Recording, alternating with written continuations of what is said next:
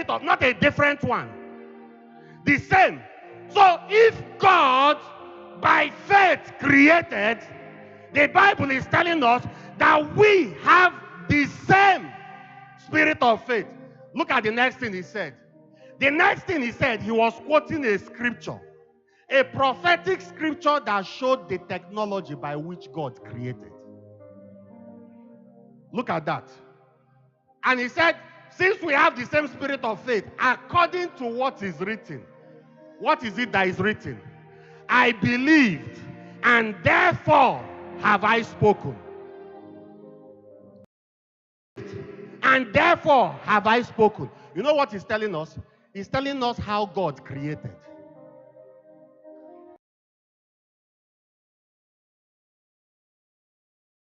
And the Spirit of the Lord did this, and God said.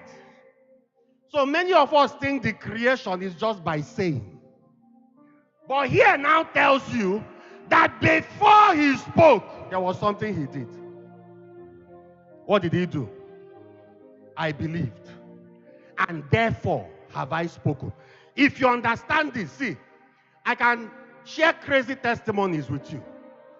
I can tell you about people with hips that have been crushed from accident.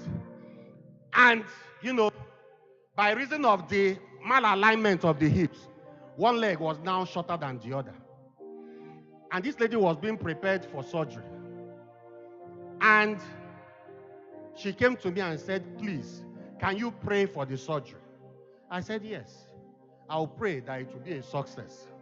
As we started praying, I told her on second thoughts, can I pray for your hips and your leg? And she said, okay. I called another sister to hold her legs. We laid hands, and we were watching.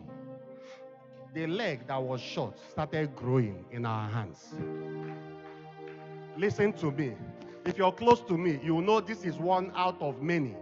And I'm just trying to, avoid telling too many stories so that you can get the principle and go and create your own stories.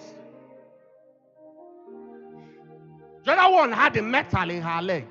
For 9 years, she had not bent the leg.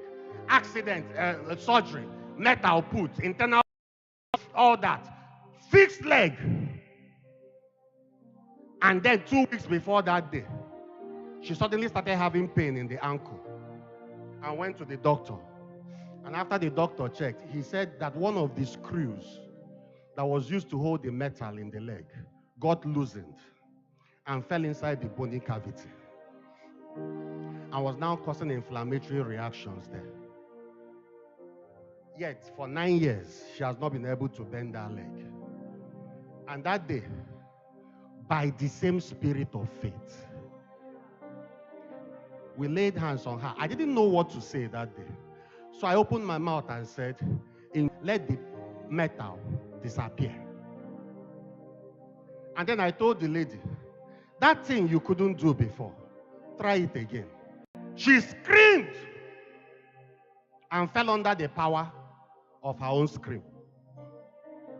And then when she got up, I told her, you also have the same spirit of faith.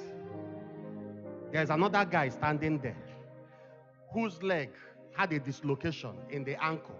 I said, you, lay your hands. Just speak this and do this in your mind. As she did, the man twisted the leg that he couldn't move for weeks and thought